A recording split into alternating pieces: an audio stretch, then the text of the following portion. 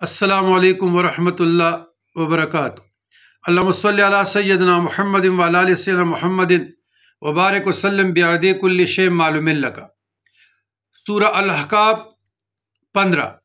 رب اوزعنی ان اشکر نعمتک التی انعمت علی وعلی والدی وان اعمل صالحا ترضاه واصلح لی فی ذریتی انی تبت الیک وانی من المسلمین۔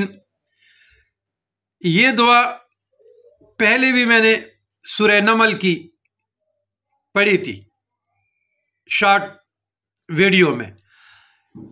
ادھر وَأَنْ عَمَلَ صَالِحًا تَرْضَاهُ میں وَأَدْخِلْنِي بِرَحْمَتِكَ فِي عِبَادِكَ الصَّالِحِينَ کے الفاظ ہے۔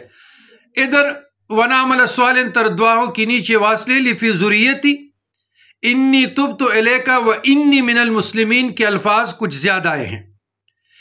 ان کی فضیلت بھی فائدہ بھی وہی ہے جو میں نے پہلے مذکور کیا ذکر کیا ہے۔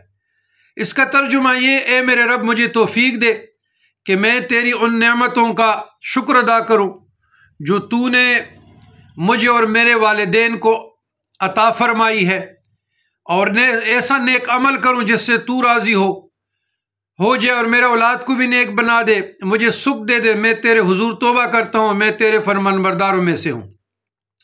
یہ احسانات کے لیے، شکر گزاری کے لیے، اپنے اور اپنے والدین کے لیے بہترین دعائے صدقہ جاریہ ہے، نیک اعمال ماننے کے لیے، اللہ کی رضا کے لیے، اور خصوصاً جن کے اولاد نافرمان ہو اس کو سیدھے راستے پہ لانے کے لیے۔ سیدھے راستے پہ لانے کے لیے تو اللہ نے لانا ہے، اللہ نے ہدایت دینی ہے، لیکن اللہم اہدنی وسددنی اللہم اہدنا وسددنا دعائیں تو ہم مانگ سکتے ہیں نا جی۔